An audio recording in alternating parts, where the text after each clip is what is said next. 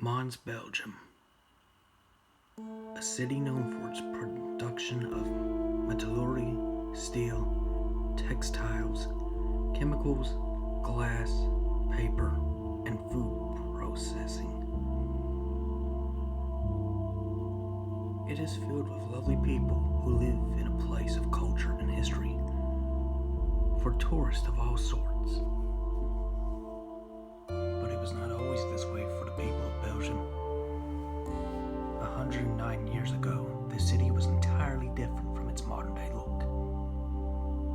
The streets of Mons was filled with gunfire, explosions, and the cries of pain and agony from soldiers of both the British Expeditionary Force and the Imperial German First Army, fighting in the ruins of a city destroyed and maimed by the Great War.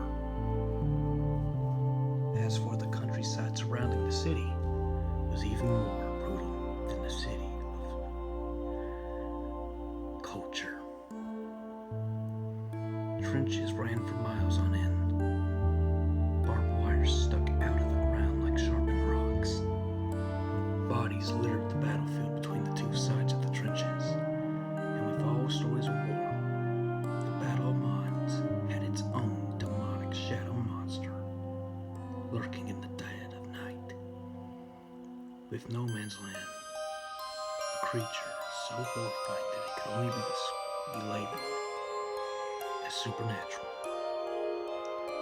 The creature was a Siberian wolf hound, twice the size of a regular wolfhound, with jet black, mangled fur, blood-red eyes that could see through the mist and smoke of the battle,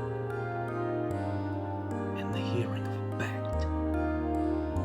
This creature soon came to be known as the Hound of Mons. Early in the war, a German scientist named Dr.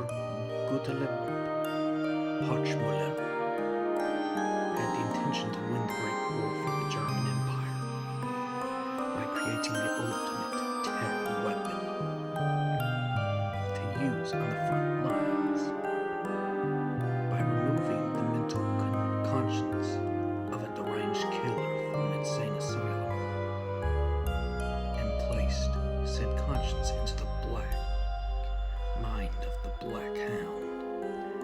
Hochmuller had created a living, breathing weapon that would bring Germany to victory. After being given time to heal from the operation, the Hound was trained to hunt and kill all British soldiers who would go out into the no man's land at night and strike fear into the enemy's hearts and bring death in the wake anyone could have ever foreseen in war. The attacks were so vicious that they could be heard from the trenches. To the Germans, it was a sign that they would win the war before Christmas. But to the British, it was a sign that the Germans had unleashed the great evil to bring death to all of Europe in the form of man's best friend. And with the end of each attack, the Hound would give off a heart-stopping howl. The days of the war were filled with pure fear for the British, who had heard the screams of pain and fear coming from the fellow soldiers in no man's land, who were being savagely attacked by an enemy they could not see or stop from attacking. Once someone went into no man's land at night, the creature would come in soon after to kill its hunt and leave reminders to those who attempted to cross during the black of night that the journey is only a suicide mission. One of the British soldiers who had been on the lookout for any advancing German stormtroopers had heard the sound of his brothers in arms suffering great fear and agony. Reporting this to his commanding officer the morning after the first attack. It was the sound you hear from a person who is being torn apart by wolves in the woods at night.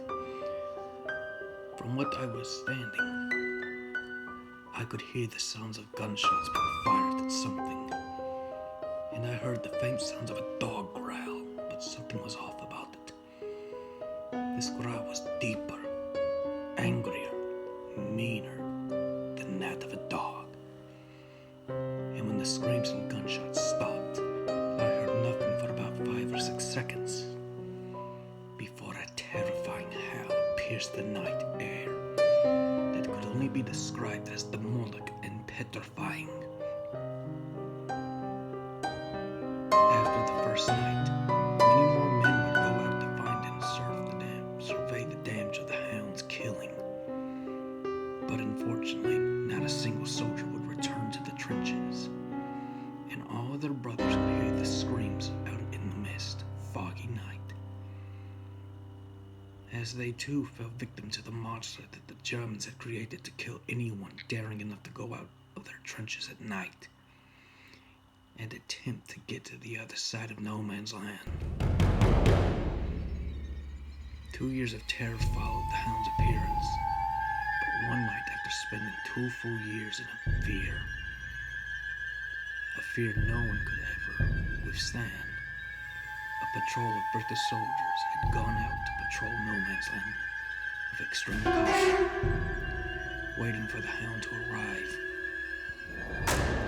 But as they walked through the mud and the battle, they began to feel a sense of relief which they couldn't explain. As the night rolled along, there was no sign of the hound's terrifying howl in the night. There were no gunshots firing in all directions.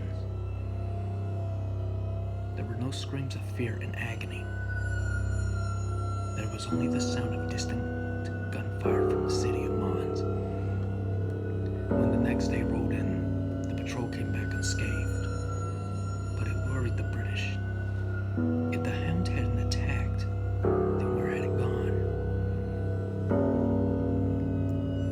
2 months went by and not a single patrol had been attacked since, and the British let out a sigh of relief that the living nightmare was gone. Finally, in the year 1918, the war had finally came to an end, and the soldiers finally returned home. But for some, the hound was still there, hunting them, searching for them, waiting for them to step into the shadows so we could finish them all off. As the years passed, not a single sign of the hound reappearing was ever found, and it soon faded into the black void like a bad memory. But for some people of Belgium, the hound that terrorized the British soldiers was still skulking around the countryside of Mons, and there was no telling when it would strike again.